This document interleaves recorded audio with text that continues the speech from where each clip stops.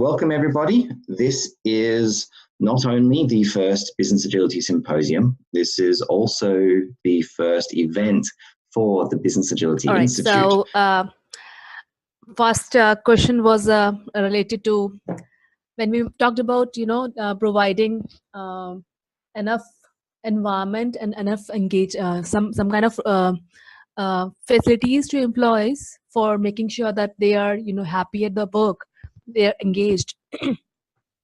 So the challenge which I face, because basically I'm presenting the people operations department. So when you mentioned about people operations, I felt this is what right thing we have already done with it. So renaming our HR department to be people and culture. And since in India we had more of the operations thing, so we call it people operations. So the next step was, we have been doing this from quite many years now, that we have a good roadmap of how to engage people.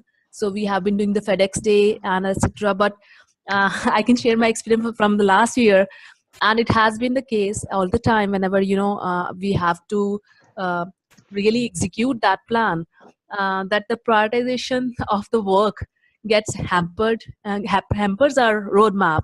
And the last year, in despite of planning 4 FedEx in a year, we were not able to do even single.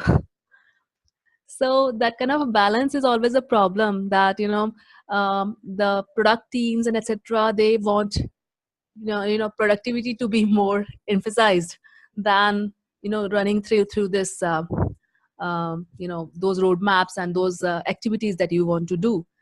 So there's always a time crunch that you face. So any suggestions on how we can do it more better? I think it has a couple of different notions here. So we often see that organizations are trying to do too much. So rather pick one thing and really follow through than saying, okay, we're going to do 4 FedEx days if you're not sure that you can even do one. So I think that's an important thing, to really follow through and not just say, okay, let's just try everything and then not do it properly. And of course, it's a case, as you see with any other Agile practice, you prioritize. And if you say hackathons are a priority for us because it's a way to engage people, it's a way to learn, it's a way to have them collaborate on a specific thing. It's bringing that gamification to your learning and teaching and knowledge sharing, then you have to follow through. So I think that's sort of one of the lessons that we see: prioritize and then follow through, and do not promise people that you're going to do 4 FedEx days if you don't know that. No. Actually, it's nothing which is disclosed. However, the purpose, it basically whatever we plan, it has some kind of purpose behind it. So why we introduced the FedEx Day was because we are the product-based company, and we have like very old technology since the product is very old. So it's not you're not always up to the mark for the expectations of working with the new technologies. So we thought that we would be giving a chance for them for the team members to work on whatever they feel curious about, or they want to contribute to. They see some kind of challenges. So that is one thing. Another part. We are not able to hear you on. Yeah, sorry. Kevin just raised a question, so I'll just move over to him and we'll bring up a second question for you Sure. a little later. Kevin? Sure. Hi, can you hear me okay? Yes, we can. Yeah. Great. Just interested in, Fabiola, the question about the power shift. So client where the employees and teams have adopted agile practices and processes very enthusiastically, but the leadership and management style is still command and control. So they're in a situation where they're finding it hard to let go, finding it hard to empower, because they have reached their success through older ways, and they're under pressure from their shareholders and stakeholders to deliver results. So the safest way, the safest path to delivering those results is in tried and tested ways. So they're keen in word, but not in deed in terms of empowering and letting go. So I just wonder, in terms of agile change processes? How do we help leaders and managers let go and empower and feel safe to take on this such important role for them as leaders? Yes, you raise an important point. We sometimes call it the MBA DNA. So we are just used from going through business school that's the control and command management. Micromanagement is the way you lead organizations, of course, and that has greatly changed. And there is always this question for managers, what's in it for me? So why should I change? There is a lot of risk attached to that, because I cannot longer fall back to this situation and say, okay, we've always done it that way, so it's going to be successful this way. And Agile coaches have a huge challenge here, because it's up to them to guide managers into making that transition. And of course, once they've seen what the team can do, when they empower them, when they allow them to make decisions concerning their own job, that's going to change, give them the quick success stories and be the eye-opener to them. So I think it's important to guide them in that journey. And then, of course, it's a corporate culture issue as well, where we have to change our HR processes, we have to change the way we see status in organizations. But it really starts with every single interaction that we as Agile coaches or consultants have with leaders, to make them see a different world and say, okay, we're going to help you through that transition. And we know you have to jump into the deep, dark water, but it's going to work out. We'll help you through that process. Yeah, and I can add to that a bit also. This is the biggest challenge, as I see it, in big companies. I've come across this, of course, many times in large organizations when we are running an Agile transformation program. It's always middle management who are the biggest challenge. Of course, they have the most to lose also. So it's about the value structure, and it's about how they have been acting for maybe 30 or 40 years and what has been successful for 30 and 40 years. You don't just change it like that.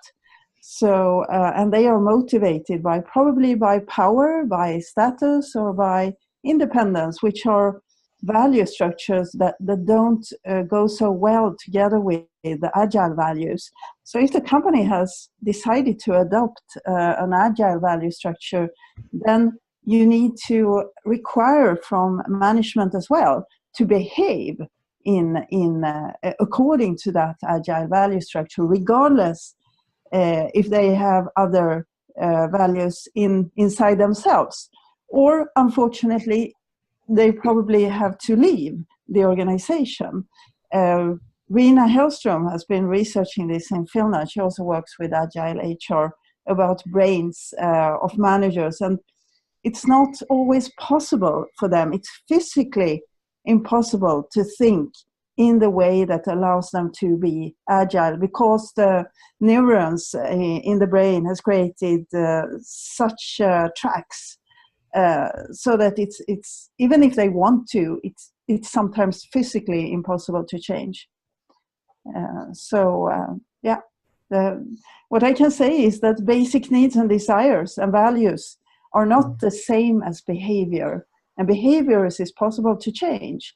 And if we are requiring an agile kind of behavior, managers have to comply with that, or they have to go somewhere else. Thank you. So, may I?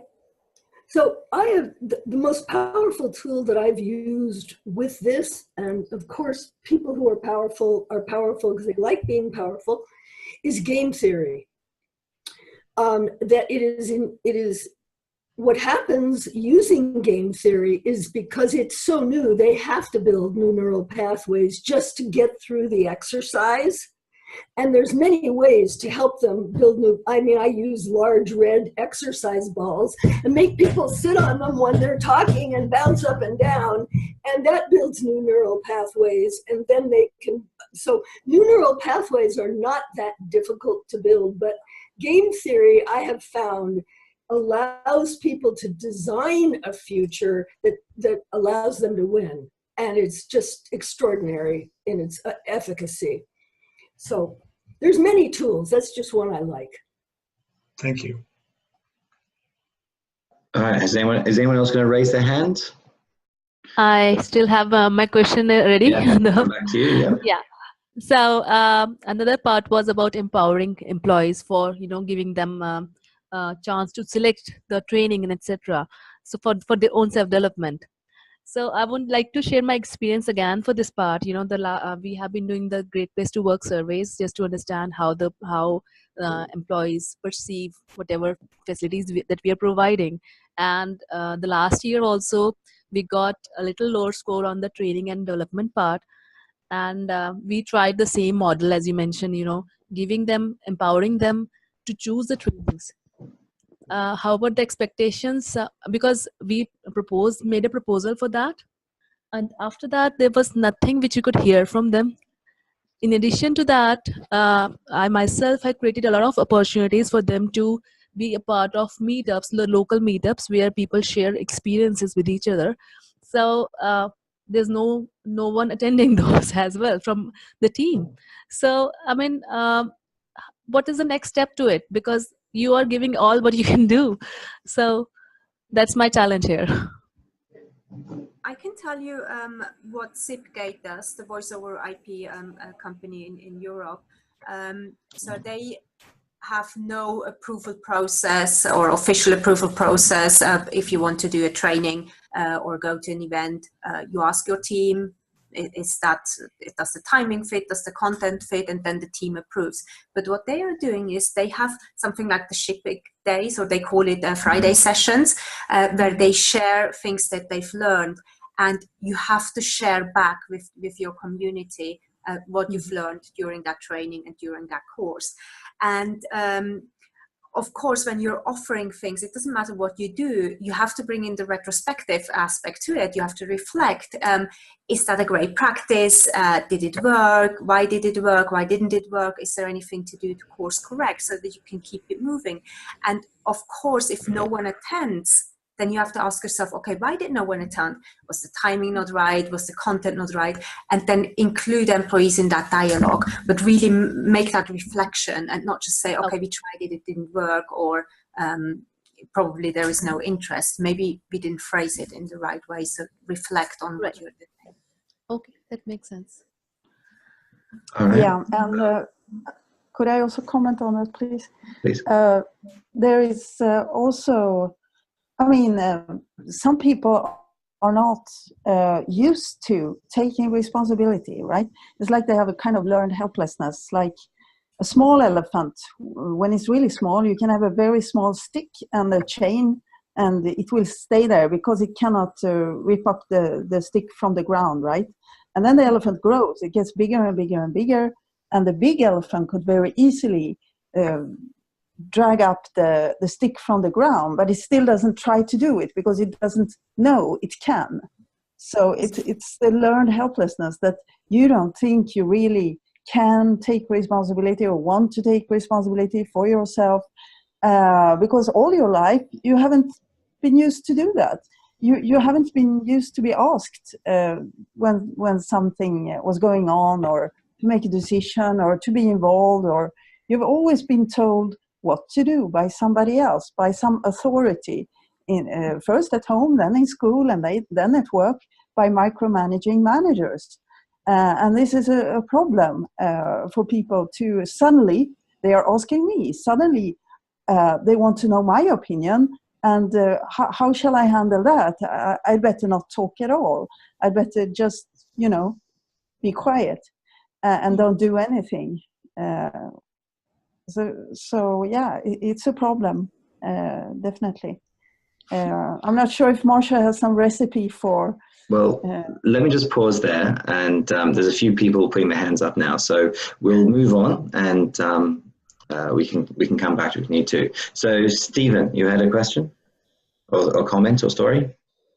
Hello, Stefan, my name. I'm working in IT management consulting, so working with primarily with CIOs. And whenever I talk with them about agility, first of all, they start with technology and iterative processes. And then I tell them that agility is much more than that, about career models, HR, about financing, beyond budgeting, all that kind of stuff. And we always end up with, how can I change something here? Because I depend on HR. I have to do what they tell me to do. And also I depend on finance. If they go with their budgeting stuff, I just need to do the budgeting. So how do I get from the CIO to the organizational level to really enable agility within the whole organization? Yeah, that's what we all are struggling with, isn't it? How do we take the agile values from IT to HR and finance and so on? And this is what I do on a daily basis, also struggle with right now I'm working with the IKEA. And I try to bring people who can speak about the values and the agility. I try to have sessions where I invite HR, we invite finance to roundtable discussions about this and what are other companies doing, showing examples, references, and so on. So this is really what you can't do more than you can do. And some people will never change, but some people will. And it's a constant work going on, trying to convince other people about the agile value structure, and other people may not have that value structure, and that makes it more difficult. So it's the same thing like with the management, I would say. Mm-hmm. And we see two tricks that usually do the trick. So on the one hand, you can invite HR and say, hey, we need your help. And then you pose a problem like, hey, we don't seem to be hiring the right people. What can you do? How can you help us? We need your help. So go to their status. Or the other way around is that you go and say, hey, what is keeping you up at night? And then you tell them how you would approach that with an agile mindset. So don't try to convince them that they have to go agile, but showcase what it is. So we sometimes call it the grassroots approach. So just tap into what their biggest challenge is and try to help them see a different view. Or if you offer internships, offer them to one of your HR colleagues. So go and say, hey, if you have a young career starter, send them over to us for a couple of months, and they are going to go back with a different mindset and a different understanding of Agile. Anything on that, Marsha? I would say that convincing people of our values is just the wrong question.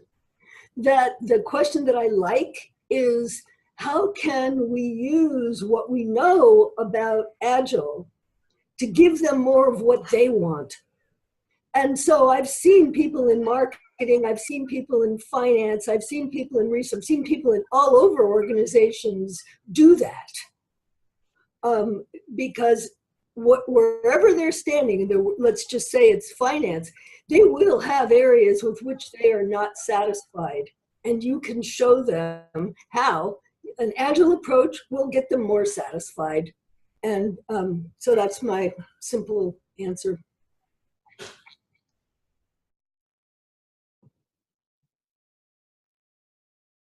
I think this is a very difficult nut to crack. The most pressing challenge that we are facing in companies today, to convince the people who doesn't want to be convinced. They have a totally different value structure and they don't want to have agile, and they sometimes create some kind of resistance movement against agile. We have seen that. So they say, no, we refuse. We will not be agile. And then it becomes a war inside the organization. Then it's gone too far, of course. And you can ask yourself, what's the use of this? Why are we doing this? And how can we overcome it? Yeah. Anything else, Stefan? No, that's fine for now. Thank you very much. I would simply add that being outside the organization has served me well in situations like this, because I don't come trying to convince one department to do it another department's way. I simply come asking the department, what do you want that you don't have? Let's get it for you. Nick Horney, because we have two of them here. Did you have a comment there? You're on mute. Yeah. I've unmuted you. Can you hear me? Yeah. Just a little perspective on this. We've been at this at Agility Consulting now for 16 years. And I understand what you're saying, and I think the approach, and Fabiola, I think you commented on this, so basically I'd like to follow up to some of your comments that part of it is really speaking the business and really understanding what is disrupting the business that you are either in or you're consulting to. And if you can help identify their VUCA or their disruption, et cetera, then I think you can start having a better conversation in terms of how agility, and I think more broadly in terms of agility, not necessarily agile methodology, as does McKinsey and Deloitte and many of the others, that CEOs are paying attention to. So I think the better that we can speak from a business perspective and identify what's the disruption. It's not only digital disruption, but as we all know, there are all kinds of disruption that's going on right now. How can we best leverage that information? Then if you get that attention in terms of the business leaders, the CHROs can't help but to follow along with that, help rethink some of the processes that they have in place, some of the processes that are barriers to fully implementing agility as a culture, as a mindset, as business practices as well. So anyhow, it was kind of a follow-on to what Fabiola was saying. All right. The other Nick, Mr. Argle. Hi. Yeah, I'm Nick Argle. And it's been interesting hearing people talking about the challenges of getting the business to make investments in things. And one of the things that I've eventually realized is that the people who specialize in getting businesses to make an investment in something are the sales team. And if you get an opportunity to get yourself some sales training, I think it's really very worthwhile to anyone who's trying to get managers to give up something that they don't want. One of the biggest things that managers don't want to give up is money, and sales teams specialize in prying that out of people. The SPIN methodology sort of relates to what a lot of people are talking about in terms of it being a series of questions that you ask people. And if you work through that process, it is situation, problem, implication, need is what SPIN stands for. Then by asking questions on those topics, you can get people to persuade themselves to do the things that you want them to do, which is often more effective than telling them things.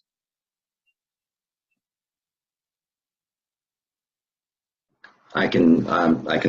Well, first of all, good to hear a fellow Australian at such an ungodly hour. But I can definitely attest sales teams and some of the persuasion techniques and the influencing techniques that are taught to salespeople is definitely something that can be learned by a lot of leaders for the power of good. Let's just put it that way. Yeah. Any comments from the panelists? No? Agreed? All right, Serbi, you raised your hand again. Yeah. Yes. So, sorry.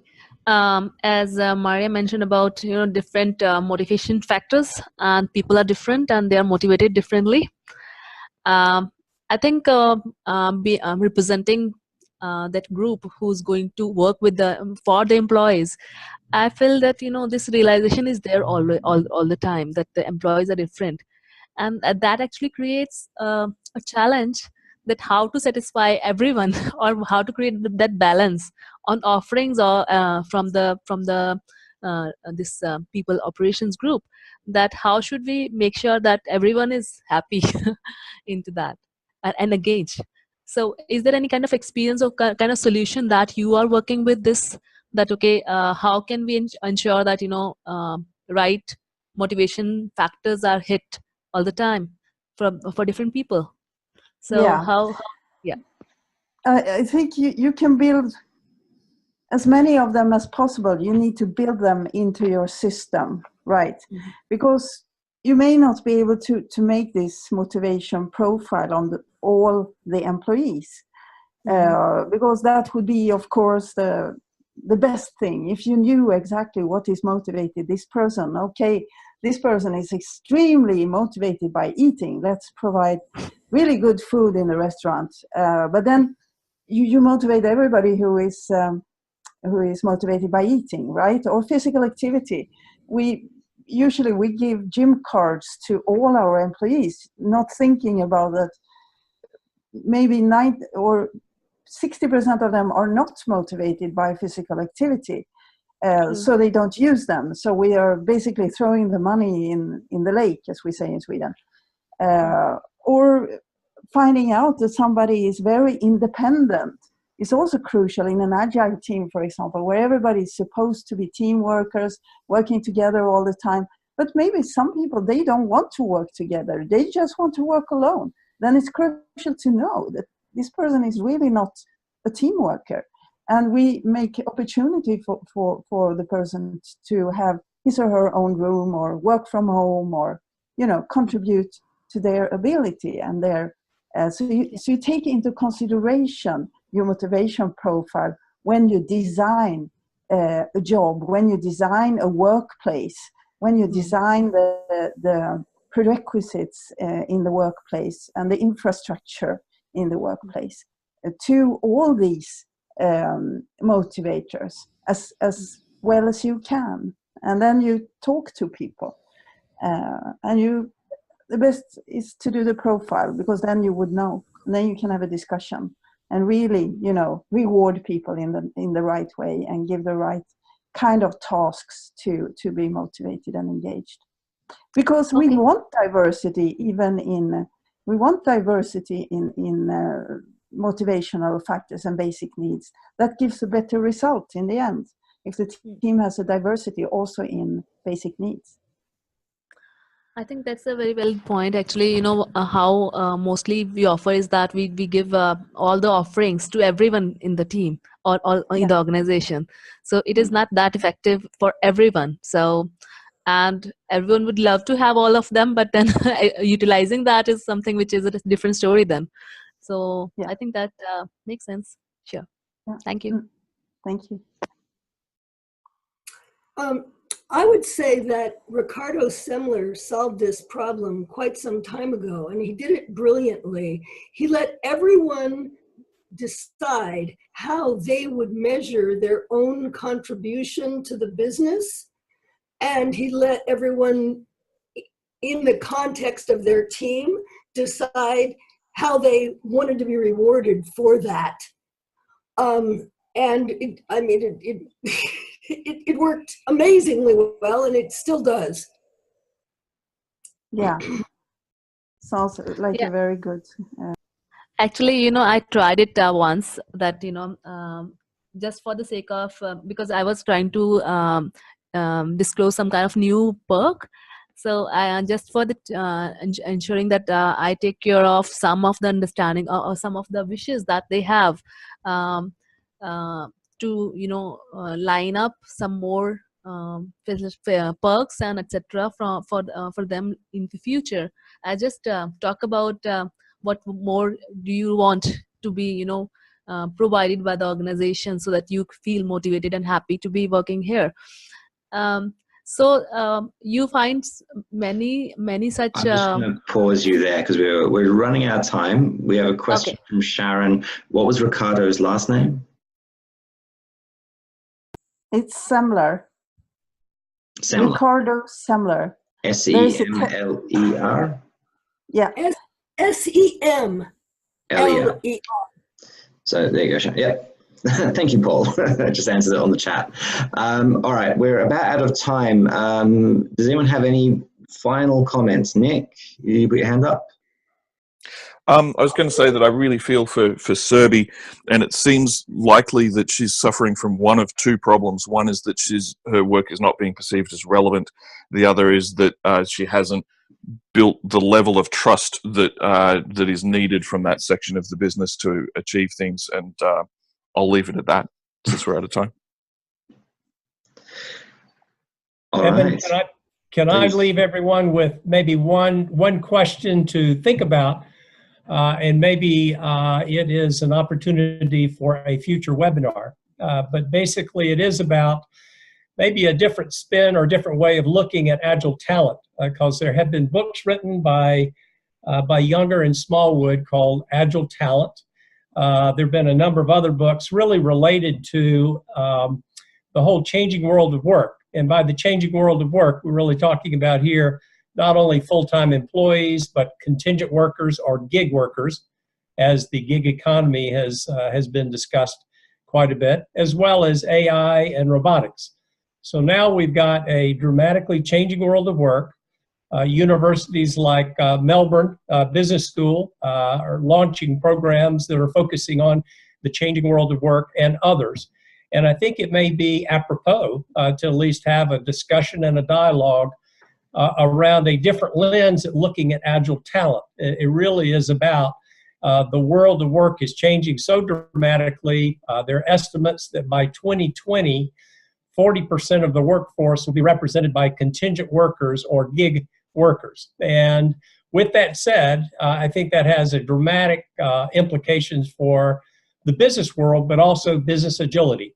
So I'll shut up, leave that as maybe a topic for a later date, but I think it's rich with a lot of potential information and discussion.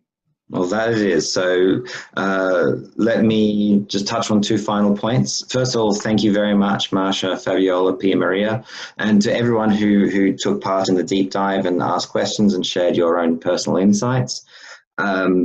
We won't be having a symposium next month because obviously next month is the Business Agility Conference in New York, which I would be remiss not to encourage everyone to come along to.